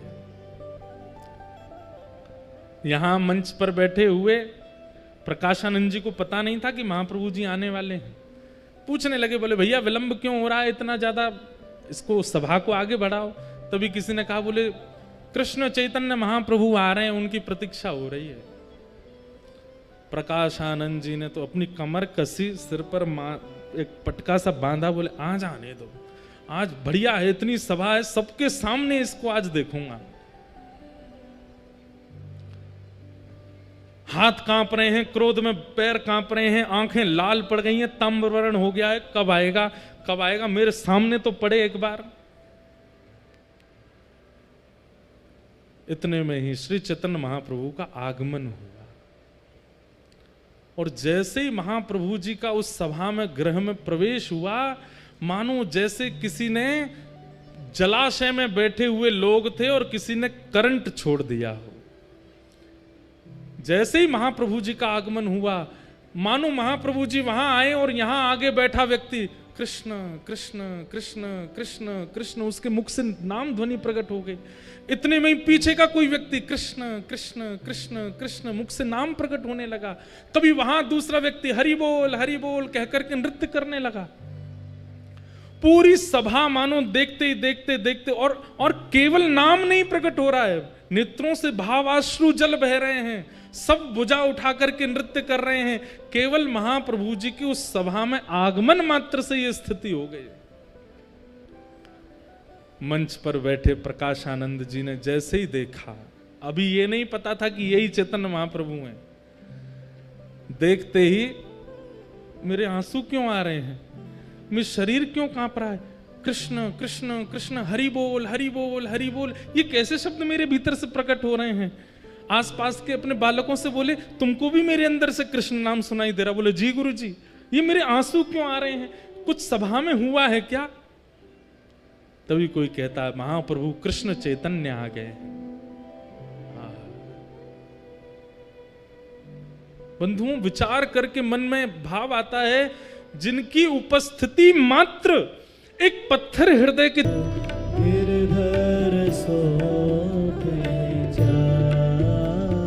मतलब रसिक जनों के दर्शन बिना पढ़े बिना सुने, केवल दर्शन से ठाकुर जी की अपने आप पहचान होने लग गई।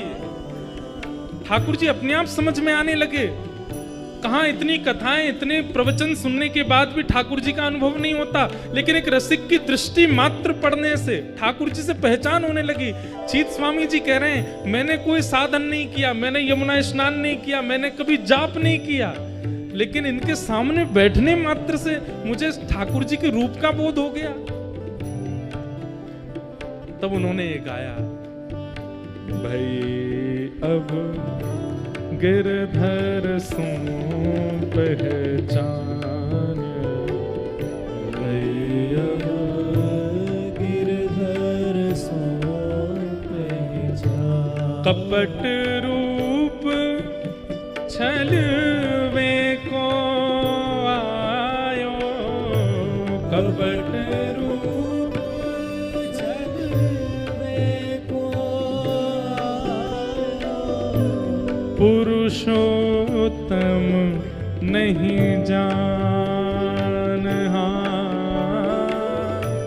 पुरुषोत्तम नहीं जान, भई अब गिरधर सो पहचान, भई अब गिरधर सो पहचान,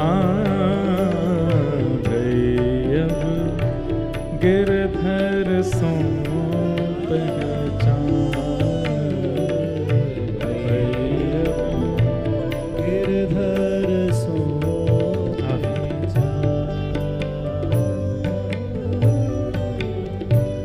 छोटो बड़ो कछु नहीं जान्यो, छोटो बड़ो कछु नहीं जानो, छाए रहो अज्ञान,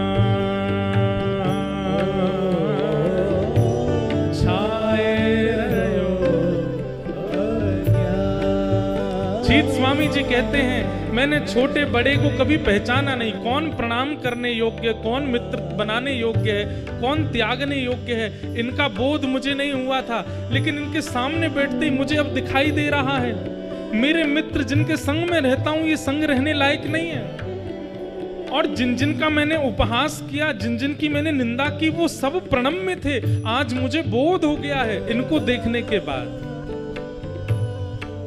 ये महापुरुषों के दर्शन से होता है कि आपको विवेक बुद्धि जागृत हो जाती है। चीत स्वामी देखत अपनायो, चीत स्वामी देखत अपनायो, श्री विठ्ठल कृपा निधान। ओ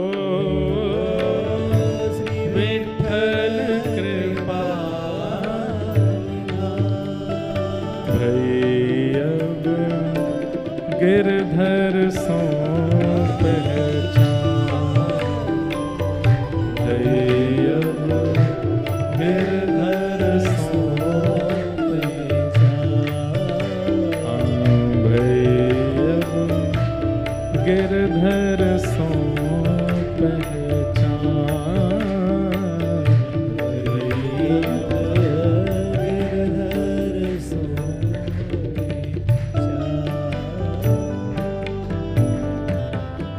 यही स्थिति हुई है प्रकाशानंद जी की।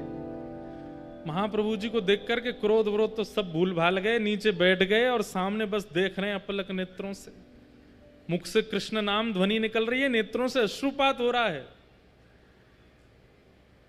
लेकिन थोड़ी देर बाद अपने आप को समझाने लगे, ये सब माया है, ये जादूगर है, इसने जादू कर दिया, टोना कर दिया मेरे ऊपर।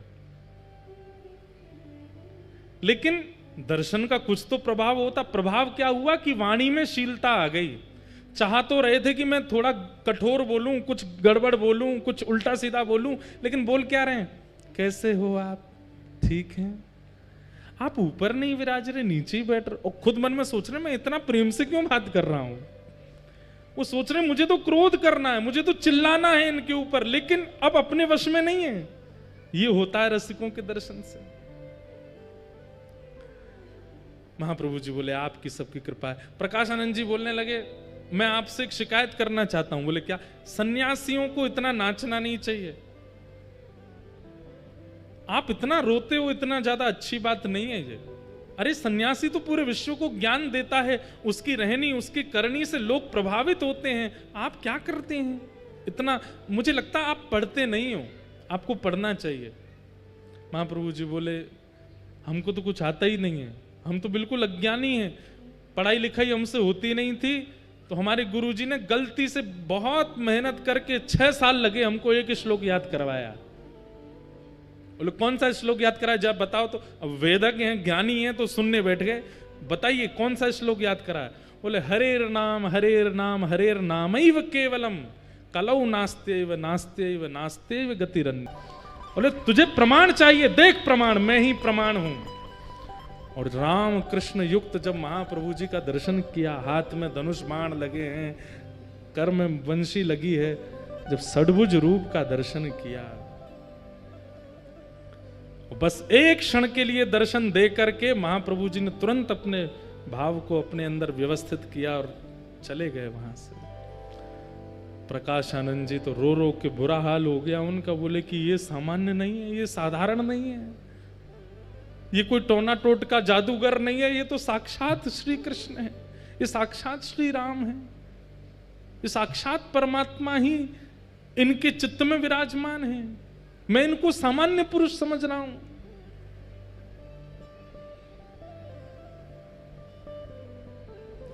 महाप्रभु जी के पास पहुंच गए, चरणों में जाकर के वंदन किया। बोले कि अब मुझ पर कृपा करो। मैंने वेद वेदांत उपनिषद किसी को नहीं छोड़ा, सब पढ़ लिख करके विद्वान बन गया, लेकिन मैं आज इतनी वृद्धावस्था में अनुभव कर रहा हूं कि मेरी तो अधोगति हो रही है। हे नाथ, मैं आपके चरणों में अपने नाक रगड़ के प्रार्थना करता हूं, मुझ पर कृपा करो। चैतन्य महाप्रभु ने प्रकाशानंद जी की ओर देखा। बोले अब एक ही कृपा है। बोले क्या? हम जो कहें वो करो। बोले क्या करना है? बोले इसी वक्त सब छोड़ के वृंदावन चले जाओ। श्री धाम वृंदावन की प्राप्ति कर लो। और श्री वृंदावन में जाकर के वहां आपको रूप गोस्वामी मिलेंगे, सनातन गोस्वामी मिलेंगे, मधु पंडित मिलेंगे, आदि आदि सब मिलेंगे। हमारे रूप गोस्वामी जी ने श्री गोविंद देव जी को प्रकट किया है, सनातन जी को मदन मोहन जी मिले हैं, मधु पंडित को गोपीनाथ जी मिले हैं। आपके ही परिवार का एक बालक गोपाल भट्ट, जिसका नाम सुनकर के आप इतने बौखला गए थे, वह भी आएगा वृंदावन, और उसके यहां भी ठाकुर जी प्रकट होंगे। आप उससे पहले वृंदावन जाइए और श्री वृंदावन की महिमा पर अपनी कलम चलाइए, वृंदावन की महिमा को प्रकट करो। प्रकाशानंद जी ने चरणों में प्रणाम करके कहा कि हे महाराज, मैं वृंदावन जा रहा हूं। वृंदावन का नाम सुनते ही नेत्र सजल हो गए। मैं वृंदावन जा रहा हूं, लेकिन मुझे पुनः आपके दर्शन कैसे होंगे? बोल कोई नहीं, गोपाल भट्ट जब आएंगे वृंदावन और एक दिन उनकी विरह वेदना होगी चित्त में, और तभी उनके सेवित शालिग्राम जी से राधा रमण लाल जी प्रकट होंगे। उन राधा रमण जी को ही देखते रहना, कभी कभी मेरा अनुभव हो जाएगा। गौर होले राधा रमण, उनमें ही मेरे भाव का दर्शन आपको हो जाएगा। अब शरीर से मेरा दर्शन आपको दोबारा नहीं होगा, वृंदावन जाओ। और श्री प्रकाशानंद जी महाराज वृंदावन के लिए निकले, चरणों में प्रणाम करके बोले पहले मेरा नाम बदलो, ये प्रकाशानंद नाम ही हटा दो, इसने मेरा सर्वनाश ही किया है, मेरा नाम बदल दीजिए। चैतन्य महाप्रभु ने कह दिया, बोले प्रकाश की आवश्यकता वृंदावन में किसी और से नहीं, वहां तो नित्य प्रकाश रहता है, इसलिए प्रकाशानंद नहीं, अब प्रबुद्धानंद जाएंगे वृंदावन। और प्रबोधानंद जी को वृंदावन भेजा, जिन्होंने वृंदावन की रस बीथी और कुंज गलियों में जाकर के वृंदावन महिमामृत ग्रंथ की रचना की। बोले वृंदावन बिहारी लाल की जय। ऐसे श्री धाम वृंदावन का प्राकट्य श्री प्रबोधानंद जी ने किया। किशोरी जी की कृपा से ब्रज मिल जाएगा, सहचरियों की कृपा से वास मिल जाएगा, पर वृंदावन के अनुभव तो किसी रसिक की कृपा से ही होंगे। अगर रसिक की कृपा नहीं भई तो वृंदावन का अनुभव हो पाना अति मुश्किल है, अति दुष्कर है। ऐसे वृंदावन महिमा में यही घटना घटी श्री हरिराम व्यास जी के साथ। उन्हें तो स्वयं महादेव ने भेजा। अच्छा, एक बात तो है, जिसको वृंदावन अनुभव करने की इच्छा हो ना, रसिकों की सेवा करने, एक बार काशी जरूर हुआ ना, तो काशी से ही आते हैं सवरे। ये देखो हरिराम व्यास जी भी काशी गए तभी वृंदावन आए। चैतन्य महाप्रभु ने रूप गोस्वामी जी को भी काशी से ही भेजा, फिर षड गोस्वामियों में भी एक गोस्वामी जी काशी से ही आए, फिर उसके बाद अभी प्रकाशानंद जी प्रबोधानंद जी बनकर के भी काशी से आए। लोग बाग इस बात का बड़ा खंडन करते हैं, कई लोग मुझे बहुत बड़ा भुला भी बोलते हैं, लेकिन ये बात प्रमाणित है कि असली बात तो हमने कही नहीं, कि काशी में बैठे जो हमारे महादेव हैं वही कृपा करके ब्रज रस प्रदान करते हैं। महादेव जब अनुग्रह करते हैं, महादेव जब अति कृपा करते हैं, तब वृंदावन रस को उपहार रूप में भेंट करते हैं। काशी में जाकर के पहले अपनी दर्शन करके महादेव को परखवाया हो कि हम हैं कि नहीं वृंदावन के लायक। महादेव यदि चुन लेंगे तो फिर रसिकों की कृपा हो जाएगी, वृंदावन रस की प्राप्ति हो जाएगी। ऐसे श्री धाम वृंदावन का रस है, उस रस बीते में हम आप सब लोग आनंद कर रहे हैं। हम 2-3 पद सोच साच के आए थे, लेकिन वो होता ही नहीं है जो सोच के आते हैं। तो एक पद तो गा दें, फिर उसके बाद कथा को विश्राम की ओर ले चलेंगे।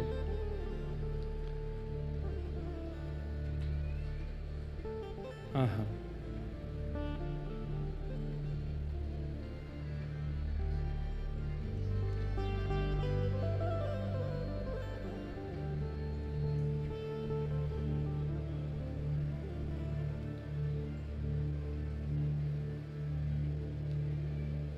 गौरी सखी जी का पद है।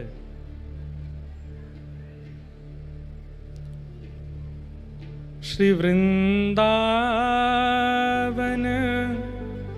तो ही करूं प्रणाम, वृंदावन तो ही करूं प्रणाम, श्री वृंदावन तो ही करूं प्रणाम, श्री वृंदावन तो ही करूं प्रणाम। इतनी संख्या में आप लोग बैठे हैं, लेकिन इतने धीमे धीमे गा रहे हैं कि आप सबकी आवाज हमको नहीं।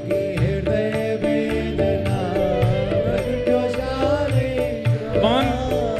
हे रूप सुधा को खान हमारो, रूप सुधा को खान हमारो, रूप सुधा को खान हमारो, रूप सुधा को खान हमारो। ओ प्यारो राधा रमण दुलार, वृंदावन मेरो वृंदावन, वृंदावन मेरो वृंदावन, हे श्री वृंदावन प्यारो वृंदावन, वृंदावन मेरो वृंदावन, रूप सुधा को खान हमारो, रूप सुधा को खान हमारो। ओ प्यारो राधा रमण दुलार, वृंदावन मेरो वृंदावन, वृंदावन मेरो वृंदावन, हे श्री वृंदावन प्यारो वृंदावन, वृंदावन प्यारो वृंदावन।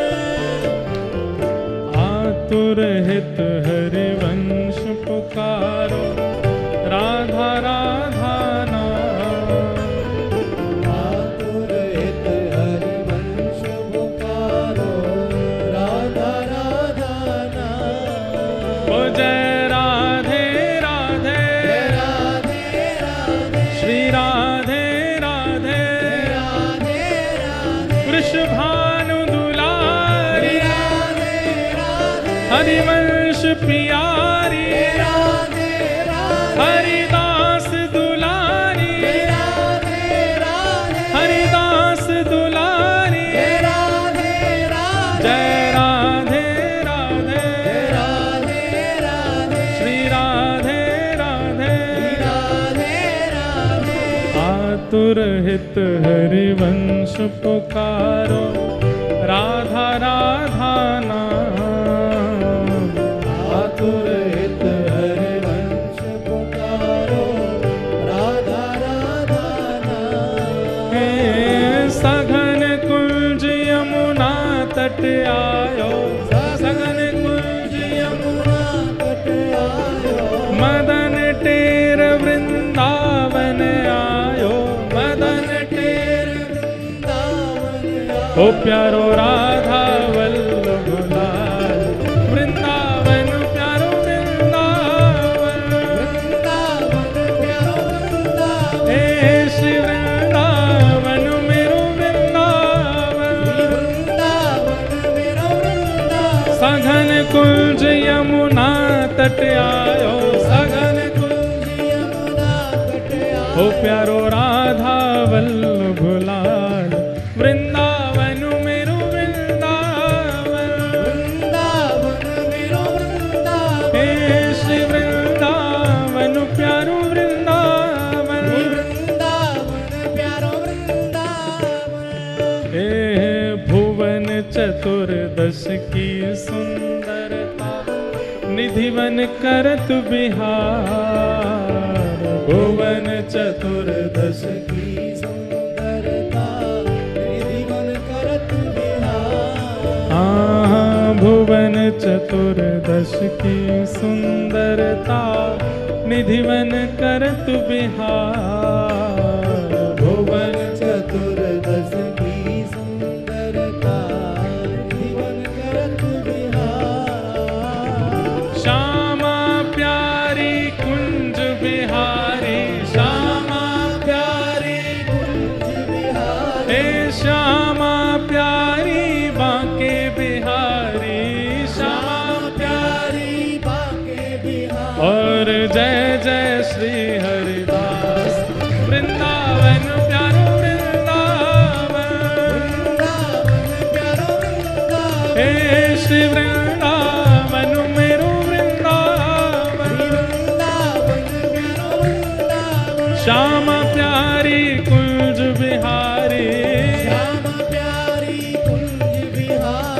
श्यामा प्यारी कुंज बिहारी, जय जय श्री हरिदास मुरारी, श्यामा प्यारी कुंज बिहारी, जय जय श्री हरिदास मुरारी, श्यामा प्यारी कुंज बिहारी, जय जय श्री हरिदास मुरारी, श्यामा प्यारी कुंज बिहारी, जय जय श्री हरिदास मुरारी, हे श्यामा प्यारी कुंज बिहारी, जय जय श्री हरिदास मुरारी, श्यामा प्यारी कुंज बिहारी, जय जय श्री हरिदास मुरारी, हे श्यामा प्यारी कुंज बिहारी, श्यामा प्यारी कुंज बिहारी, और जय जय श्री हरिदास वृंदावन प्यारो वृंदावन, वृंदावन प्यारो वृंदावन, हे श्री वृंदावन मेरो वृंदावन, वृंदावन प्यारो वृंदावन, जिनकी कृपा से रस प्रगटा वृंदावन अभिराम, जिनकी कृपा से है रस प्रगट्यो वृंदावन अभिराम, सप्तनिधिन को ही उजियारो, सप्तनिधिन को ही उजियारो, यह आनंद करवावे वारो, यह आनंद करवावे वारो, आज हम सबको मिलवावे वारो, हम सबको मिलवावे वारो, गोवर्धन में बुलावे वारो, गोवर्धन में भुजा उठा के हे हमारो गिरधर लाल वृंदावन प्यारो वृंदावन, वृंदावन प्यारो वृंदावन, हे श्री वृंदावन प्यारो वृंदावन, वृंदावन प्यारो वृंदावन, यह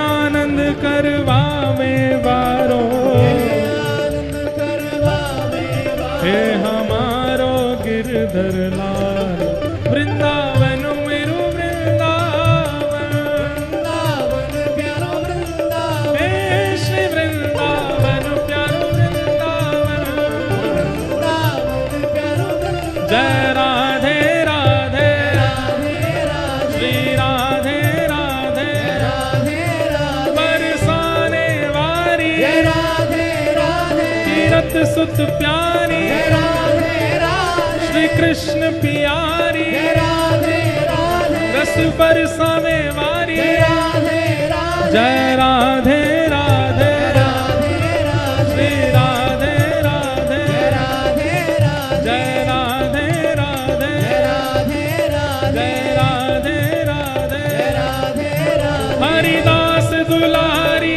राधे राधे, हरिवंश प्यारी, राधे राधे, हरिदास दुलारी, राधे राधे, हरिवंश प्यारी, राधे राधे, जय राधे राधे, जय राधे राधे, जय जय राधे राधे राधे, राधे राधे, जय जय राधे राधे राधे, राधे राधे, जय जय श्री राम, जय जय श्री राम, जय जय श्री राम।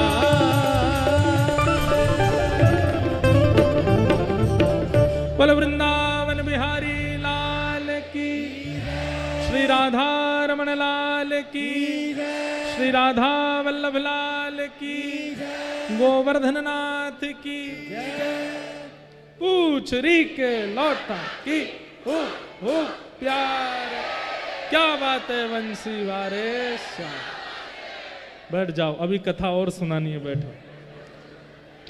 बड़े खुश है गए कि अब तो छुट्टी मिल गई हमें, हैं? वृंदावन प्यारो गा दियो तो मतलब अब जानो, बैठ जाओ, अभी और कथा सुनानी है हमें आपको। ऐसे ही वृंदावन भाव में युक्त श्री प्रकाशानंद जी महाराज प्रबोधानंद बनकर के वृंदावन आए और महाप्रभु जी की कृपा से उनको वृंदावन का अनुभव हुआ और वृंदावन का उन्होंने प्रकाश किया। बोलो वृंदावन बिहारी लाल की जय। जयदेव महाप्रभु एक पंक्ति गाते हैं मंगल गीत में, कालिया विषधारा गंजन जनरंजन जनरंजन सब लोग गाओ। हे कालिया विषधार गंजन जनरंजन जनरंजन। देखो जैसे जयदेव महाप्रभु कहते हैं अभिनव जलधर सुंदर धृत मंदर श्री मुख चंद्र चकोर जय जय देव हरे। ये मंगल गीत में जयदेव हरे क्यों कहा गया?